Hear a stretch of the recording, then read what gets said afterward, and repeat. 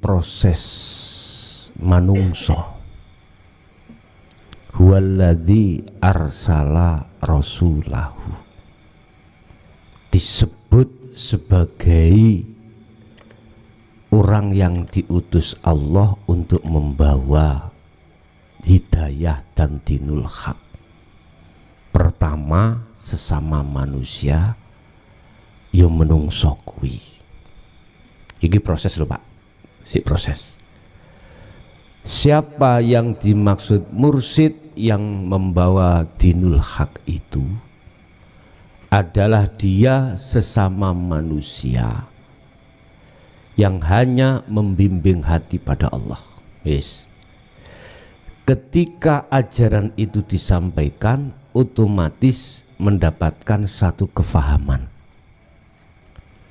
Mesti mursyid wujud menungso iku merentahke untuk berangkat nang Allah. Berangkatnya itu disebut uzlah, ada mengatakan zuhud, ada yang mengatakan khalwat, hijrah, monggo kerso. Intine berangkat ati untuk meninggalkan selain Allah dan bertemu Allah. Yakfur bitauhudi wa yu'min billah, meninggalkan kecintaannya hati selain Allah dan wa yu'min billah, dan hati memposisikan diri untuk hanya mencintai Allah. Otomatis harus bertemu. Lah, ketika si murid sampean kali kula melakukan uzlah, tetap iki tidak lepas dari mursyid. Tetapi ini yang jarang difahami banyak manusia. Kebanyakan iku duweni pemahaman ngeten. Ketika laku uzlah iku mursyid manungso iku ngeterno nunggoi sampai tekan nggon. Lah ngaten nggih. Kadang-kadang waktu zikir dipedui. Siapa yang mengaku-ngaku dirinya sebagai mursyid pada waktu murid iku melakukan uzlah walaupun mendo dirinya, dia ngaku-ngaku saya mursyid yang mengantar hak, wallahi itu dolalah, sesat. Bukan loh, terus metnya dari mana? Wong tadi katanya selalu dikawal oleh mursyid. Lah iki ganti Pak Mursyid. Ketika jenengan kali kula mewadifahkan, mengistiqomahkan zikir yang sudah dibimbing oleh mursyid manungso, ngaten nggih, maka Allah menurunkan waridnya di dalam hati panjenengan. Itulah mursyid dari sisi malaikat. Warid minallah itu adalah malaikat yang diperintahkan Allah untuk masuk di dalam negarane ati si kawula, yang kawula ini telah mewadifahkan zikir. Berarti yang tidak mewadifahkan zikir, tidak mengenal zikir, Allah tidak akan mendatangkan waridnya. Paham nggih? Apa visi dan misinya warid? Pertama, mengusir penjajayati yang disebut hawa nafsu. Karena hawa nafsu itu njajah Pak.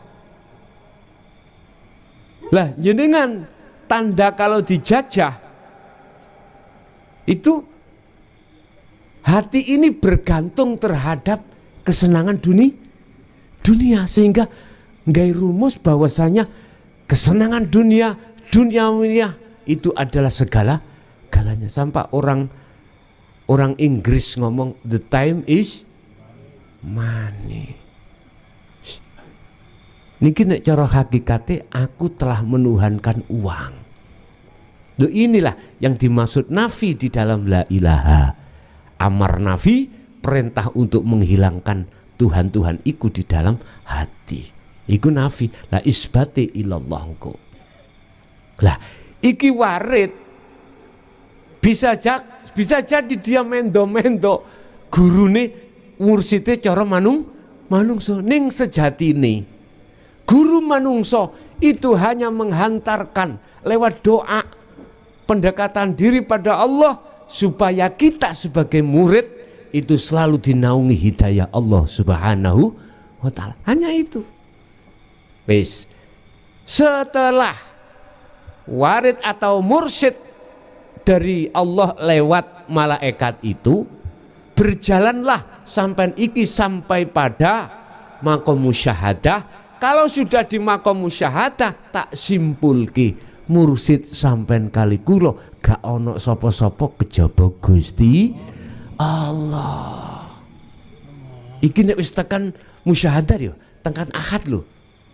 Sehingga kita sebagai murid melihat guru itu tidak melihat makhluknya tapi melihat Allah. Melihat malaikat warid tidak melihat makhluknya tapi melihat Allah. Kan sudah disebutkan subhana maha suci sapa alladzi hidup asra kang nglakokake sapa alladzi bi abdihi kelawan kawulane alladzi berarti Allah. Jelas nggih? Iki nek kalau sudah duduk di ahad atau sudah di maqam musyahadah wis iki status daripada mursyid. Cuman kabeh wonten prosesi Pak ya, prosesi pun. Walaupun itu gak ditanyakan karena ini berkenaan terus berkenaan dengan dzikir sirul asrar, maka bab masalah mursyid ini saya sampaikan. Pertanyaan yang pertama tentang dzikir atau sebagai kunci kemusyahadah kami sebut sebagai sirul asrar. Niku dzikir yang bagaimana? Bila ismin wa kalamin wa suwarin. Zikir yang tidak pakai, sudah tidak menyebut nama, tidak berkalam, juga tidak bersuara. Bismillah kelawan nyebut asmaning Allah. Berarti pangeran kita namanya Allah. Sirul asrar sudah tidak isim, bukan nama, tapi yang memiliki nama. Jadi sirul asrar itu tidak berucap Allah, baik di lesan maupun di hati. Makanya saya katakan di dalam sirul asrar itu ada 3 tahap, 3 pintu. Pintu pertama disebut syu'arul basiroh. Basiroh itu hati. Syu'ar tidak nyun sewu, di dalam ruh, di dalam hati itu ada hati lagi yang kami sebut sebagai iman. Orang Jawa ngarani rasa. Kejawen ngomong zikir rasa. Terus prakteki kados pundi? Syu'arul basiroh itu ngeten Pak. Secara hati terkait hati pertama iki diem atau tidak terserah. Lesan diem atau tidak terserah. Tapi hati kedua yang kami sebut sebagai imanul haq, rasa ini harus hidup. Artinya harus hidup, harus praktek. Prakteki apa? Hati sampean kudu ngerasake, meyakini, menyadari bahwasanya hidup itu hakikati wujudnya Allah. Pun iki modal pertama. Hidup baik yang ada pada diri kita maupun di luar kita, yang namanya hidup iku hakikatnya wujudnya Allah. Dalam bahasa Quran wujudnya Allah itu disebut alladzi. Subhana maha suci sopo alladzi. Hidup zat. Bukan Allah, bukan ngomong Allah. Asra kang nglakokake, yang memperjalankan sopo hidup bi abdihi, dengan hambanya yang namanya Muhammad. Subhanalladzi asra bi abdihi lailan ing dalem waktu wengi. Mboten ngomong Allah, tapi Qur'ane ngomong Allah alladzi, hidup. Lah sekarang sampean kantun menuangkan iman sampean dalam hidup. Bisakah hati sampean iku, adakah hati sampean di dalam hati sampean itu yang disebut iman itu sudah bekerja? Bekerjanya iman itu meyakini, merasa dan meyakini sama. Hidup yang ada pada nafas keluar, jantung berdenyut, darah mengalir, ginjal berfungsi, rambut tumbuh, mata melihat, telinga mendengar, mulut bicara, apapun. Kalau hatimu sudah yakin itu wujudi Allah, berarti syu'arul basirah sudah berjalan. Biasanya Pak, masayah dulu ngembangno iman sing kados syu'arul basirah iki didorong ambek ati yang pertama ngucap Allah, Allah. Ada yang mengatakan urip, urip. Ada yang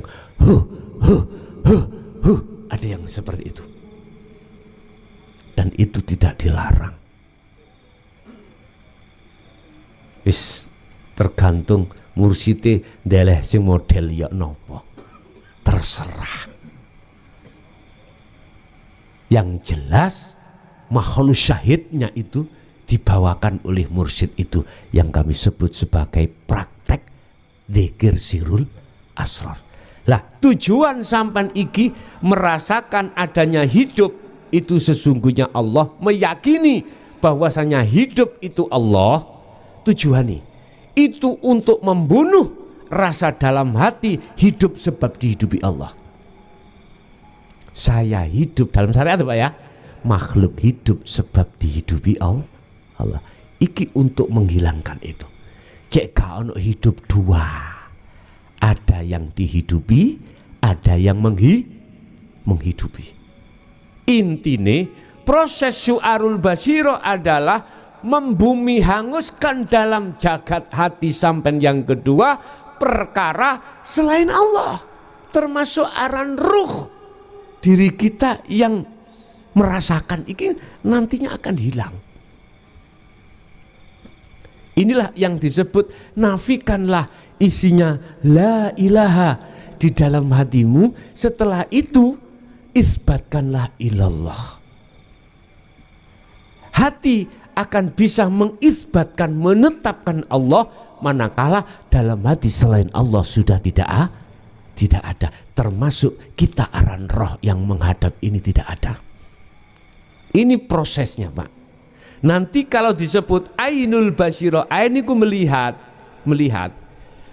itu bertemu.